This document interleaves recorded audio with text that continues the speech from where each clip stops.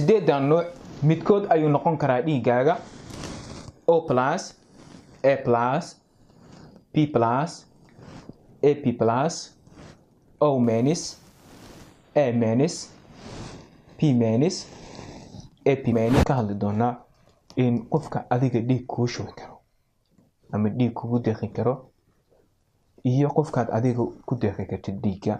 insha Allah intaba maanta ayaan ka hadli doonaa haddii uu eeba noo ogolaado. intaan u gudgelin waxaan si gaar ah kaga codsanayaa in aad channelka subscribe saarto, sidoo kale muuqaalkan aad like dhahdo. wixii su'aalaha waxay igu reebaysaa qaybta hoose ee commentiga. insha Allah waan kaga soo jawaabi doonaa haddii uu eeba noo ogolaado. waa muhiim inaad ogaato nooca dhiigaaga si aad u kala garatid qofka dhiig ugu deeqi kartid ama adiga ku dhahday dhiig kugu deeqi kara ama kuu shubi karo. waase haddii ay yimaadaan dhibaatooyin caafimaad oo loo baahdo in dhiig lagu shubo ama aad shubto.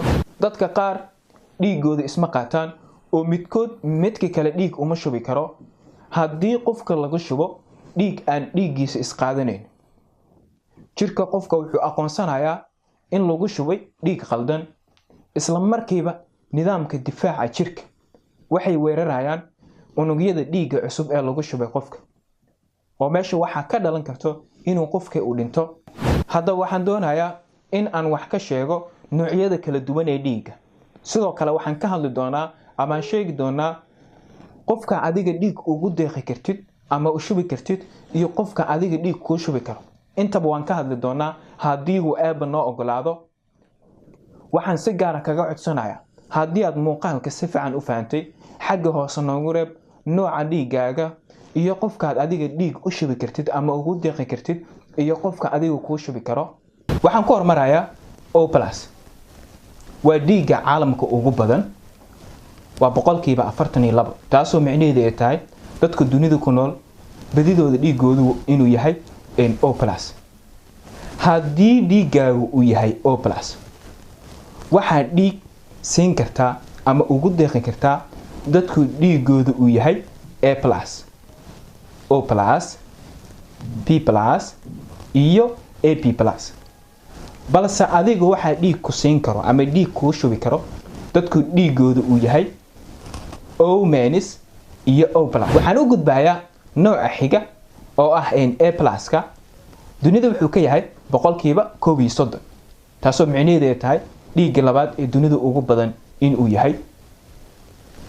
haddii dhiigaagu uu yahay A plus, waxaa dhiig siin kartaa ama u shubi kartaa dadku dhiigooda uu yahay A plus iyo AP plus.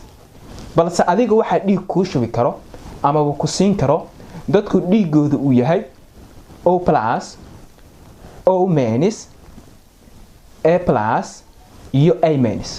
sidoo kale ee nooca saddexaad oo ah P plus, 15% ayuu dunida ka yahay. haddii marka dhiigaaga uu yahay P plus, waxaa dhiig siin kartaa dadku dhiigooda uu yahay P plus iyo AP plus. sidoo kale waxa adiga dhiig ku siin karo ama kuu shubi karo dadku dhiigooda uu yahay P plus, P minus, O plus iyo O minus. waxaan u gudbayaa nooca xiga oo ah AP plus. 5% ayuu dunida ka yahay oo dunida uu ku yar yahay dhiiggaas. haddii marka dhiigaaga uu yahay AP plus, waxaad dhiig u shubi kartaa ama ugu deeqi kartaa ama aad siin kartaa dadku dhiigooda uu yahay AP plus kaliya. adiga waxaa dhiig ku siin karo ama kuu shubi karo dhammaan dadkoo dhan nooc walbo dhiigooda uu yahay way kuu shubi karaan. runtii qofkaas waa qof aad iyo aad u nasiib badan. fadlan haddii aad garanaysid qof leh dhiigga AP plus-ka, xagga hoose noogu wac. waxaan u gudgalayaa nooca xiga oo ah O minus. 3% ayuu dunida ka yahay. waa dhiig dunida aad ugu yar. haddii marka dhiigaagu uu yahay O minus, waxaad dhiig siin kartaa dhammaan dadkoo dhan nooc walbo dhiigooda uu yahay. balse adiga waxaa dhiig ku siin karo dadku dhiigooda uu yahay O minus oo kaliya. runtii qofka noocan ah ama dhiigga noocan leh waxaa oran karnaa waa qof deeqsi ah, maadaama dhiiggiisa dhiig walba oo qaadan karo oo qof walba lagu shubi karo. balse uu nasiib xun yahay asiga waxaa dhiig u shubi karo qof O minus ah. balse waa qof deeqsi ah. fadlan haddii aad garanaysid qof dhiiggiisa uu yahay O minus iyana xagga hoose noogu wac. waxaan u gudbayaa nooca xiga oo ah A minus. boqolkiiba 2.5 ayuu dunida ka yahay. waa dhiig aad dunida uga yar.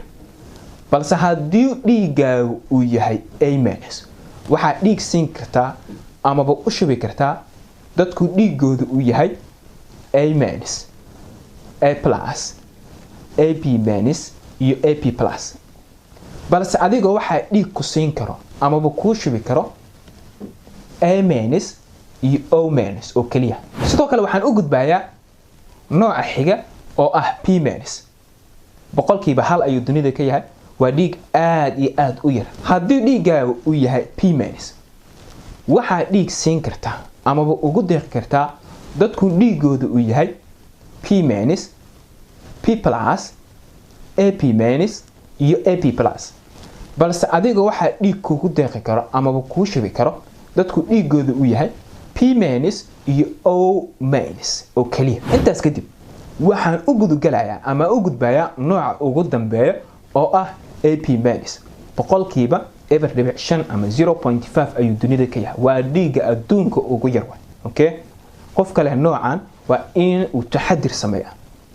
okay haddii dhiiggaagu uu yahay AP minus waxaa dhiig siin kartaa amaba ugu deeqi kartaa dadka leh dhiigga AP minus iyo AP plus.